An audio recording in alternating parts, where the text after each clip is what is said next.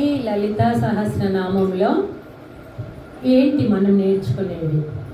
మామూలుగా భక్తి మార్గంలోకి రావడానికి మనము కొన్ని వందల సంవత్సరాలు, దాదాపు పురాణాలలో ఇతిహాసాల్లో చెప్పినట్టుగా తెలుసుకుంటే 300 నుండి 350 జన్మల వరకు ఈ స్థితికి రావడం జరుగుతుందంట.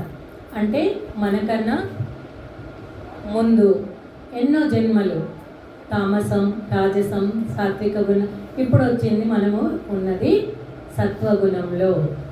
తామసము అంటే రాక్షస గుణము.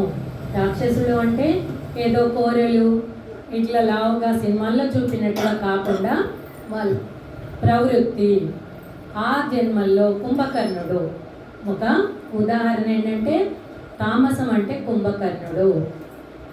రాజసం, తామసం గుణంలో ఒక దాదాపు 100 నుండి 200 జన్మలు తీసుకుంటామంట, అది చెప్పిన దాన్ని బట్టి. దాని తర్వాత రాను రాను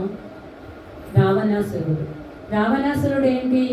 ఒక తపస్సంపన్ని, దాదాపు రాముడు అంతటి జ్ఞానవంతుడు. తనకు అన్ని వేదాలు, ఉపనిషత్తులు అన్నీ తనకు తెలియంది ఏది లేదు. అయినప్పటికీ ఆయన ఒకానొక దుర్గుణము, అంటే ఇప్పటి వరకు మనం చెప్పుకున్నాం అరిషడ్ వర్గాలని, కామ, క్రోధ, లోభ, మద, మాత్సర్యాలు, వీటన్నింటినీ జయించడము మహా కష్టసాధ్యము. అయితే అంత తపస్సంపన్నుడై శివుని ప్రత్యక్షం చేసుకున్నప్పటికీ కూడా ఒకానొక కామానికి గురయి తన పతనము తానే తెచ్చుకున్నాడు. రావణుడు అయిపోయిన తర్వాత విభీషణుడు ఎవరు? సత్వగుణంలో తానేం చేసిండు? వద్దు అని చెప్పినప్పటికీ వినలేదు. తన అన్న అయినప్పటికీ తనను వదిలేసి శుద్ధ సాత్వికం అంటే రాముల వారు. ఎప్పుడైనా సాత్వికం కోరుకునేది ఏంటంటే శుద్ధ సాత్వికము దగ్గరికి వెళ్ళిపోయిండు. అంటే ఇప్పుడు మన జన్మలు ఎక్కడున్నవి ఇప్పుడు భక్తి మార్గంలో? అంటే చెప్పాలి. ఇప్పుడు మనం అందరము 2వ జన్మ తామసం నుండి రాజసం వరకు రాగలిగినము. రాజసంలో ఏముంటుంది? ఇప్పుడు రావణాసురుడు అన్ని చేసినప్పటికీ కొన్నిటికి లోనైతుండంటే మనము అంత గొప్పవాళ్ళం కాదు. మనకు ఒక అహంకారాలు, మమకారాలు, ఎన్నో కోరికలు, ఎన్ని విన్నప్పటికీ విన్నంత మట్టుకు అన్నీ బాగానే అనిపిస్తుంది, కానీ ఆచరించే వరకే బాధ. నాతో కలుపుకొని అందరము, నేను కూడా ఇవన్నీ పాఠాలు నేర్చుకోవాల్సిందే. అంటే మనం ఇంకా విభీషణుని దాకెళ్ళాలి, ఇంకా రాముల వారిని చేరుకోవాలి. ఇవన్నీ చేరుకోవాలంటే ఈ అమ్మవారి నామాన్ని పట్టుకోవాలి. నామాన్ని పట్టుకొని దానిలో ఉన్నాయి తెలుసుకొని ఆచరించి, ఎప్పుడు కానీ వింటే ఏం లాభం లేదండి. ఇప్పుడు మన తల్లి ఉంది, కొడుకు ఇష్టం అని చెప్పేసి పంచపక్వ పరమాన్నాలన్నీ వండి పెడుతుంది. ఇది బాగుంది నాన్న, ఇది తిను, అది బాగుంది, నా కొడుకు ఇది ఇష్టం, అన్నీ చేస్తుంది. అక్కడ అన్నీ పెడుతుంది. వాడు వచ్చి వాడి ప్రయత్నపూర్వకంగా తీసుకొని తిన్న నాడే వాడికి ఆ రుచి కానీ వాడి ఆకలి బాధ కానీ తీరేది. ఇక్కడ మనకు వేదాలు కానీ, ఉపనిషత్తులు, భగవద్గీత, సహస్రనామాలు ఎన్నో అందించి వీటిని పట్టుకోండిరా బాగుపడతారు, వీటి పట్టుకోండిరా కష్టాలలో నుంచి పోతారు, మీరు ఈ జన్మలో ఎందుకు కష్టపడుతుండ్రు. మనం ఏం ఆలోచిస్తాము? కొంచెం ఈ భక్తి మార్గంలోకి వచ్చిన తర్వాత అసలు ఏదైనా కష్టం రాగానే ఈ కష్టం ఎందుకు వచ్చింది, నేను ఇంత బాగా ఉన్నాను పుట్టినప్పటి నుంచి, నేను ఎవరినేమి ఇబ్బంది పెట్టలేదు, అసలు ఈ జన్మ ఏంటి, ఈ మరణం ఏంటి, ఈ సృష్టికి మూలం ఏంటి, ఈ సృష్టి ఎలా జరుగుతుంది, ఇవన్నీ క్వశ్చన్స్ మనకెప్పుడు ఒక భక్తి మార్గం. తామసంలో ఉన్నప్పుడు రావు. వాడికి తినడము, పడుకోవడము, తిట్టడము, కొట్టడము, చంపడము, ఇంత తప్పితే వాడికి ఏం రాదు. మనం ఇప్పుడు ఆ పరిస్థితిలో లేము. ఇప్పుడు ఎక్కడికి వచ్చినాం? రాజసంలకు వచ్చినాము. అంటే ఇక్కడ సృష్టికి మూలం ఏంటిది అంటే అమ్మవారి చైతన్యము. అమ్మవారి చైతన్యం నుంచి వచ్చిందే. అమ్మవారి చైతన్యము వలన, అమ్మవారి వలన కలిగిన ఊహనే ఈ సృష్టి బ్రహ్మాండము మనకు కనిపించేది అని చెప్పడము జరిగింది. ఇక్కడ ఒక భాస్కర రాయల వారు కాకుండా మొదలు భాస్కర రాయల వారు దీని అర్థం చెప్పిండ్రు. తర్వాత వేదాద్రి మహర్షి ఇంకా చాలామంది దీని భాష్యము చెప్పడము జరిగింది. మొదట ఈ మనకు కనిపించే బ్రహ్మాండము 5గా విభజించబడినవి. 1 పర్వతాలు, ఖనిజ సంపద. 2 వృక్ష సామ్రాజ్యము. 3 జంతు సామ్రాజ్యము.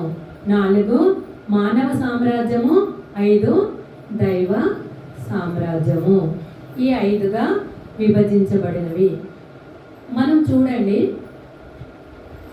ఏదన్నా మనకు ఈ బిజీ లైఫ్లో మనం ప్రశాంతంగా కూర్చొని మనం కళ్ళు మూసుకొని మనం ఏ ఆలోచన చేసింది లేదు. ఏదైనా పూజ చేసుకుంటున్నాం, హడావుడి, అక్కడ దేవుణ్ణి రోజు శుభ్రం చేయడమా, దీపారాధన చేయడమా, మనం పూలు హడావుడి తెచ్చుకొని అసలు ఎందుకు చేస్తున్నాం?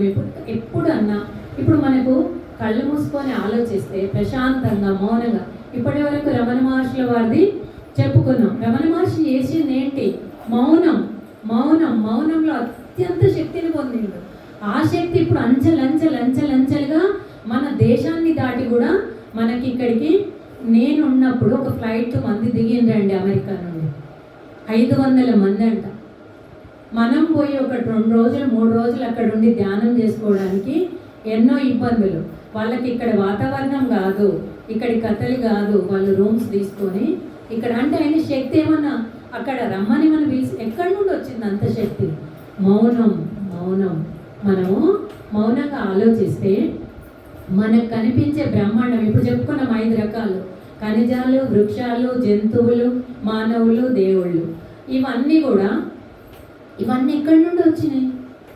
సృష్టి అమ్మవారి నుంచి అని చెప్పుకున్నాము. ఇవన్నీ ఏదైతే పుట్టడం జరిగిందో, ఏదైనా పుట్టింది అంటే మళ్ళీ అంతము అవుతుంది. పరమాత్మ సత్యం ఒకటే అంతం కానిది.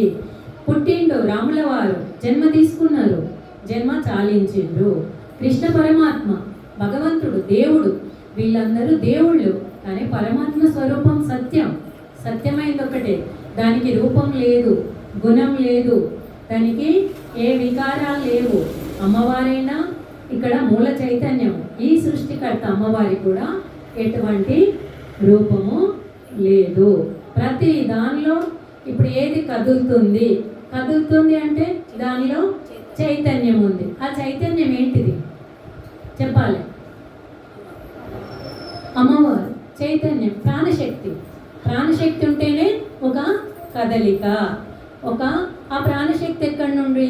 దానిలో శ్వాస ఉంటేనే ప్రాణశక్తి ఉంటుంది. శ్వాస, ప్రాణశక్తి ఇవన్నీ ఎక్కడి నుండి వచ్చినాయి? చైతన్యము, అమ్మ చైతన్యం నుండి వచ్చినాయి. మరి ఈ అమ్మ చైతన్యాన్ని పట్టుకోవాలంటే మనం ఏం చేయాలి?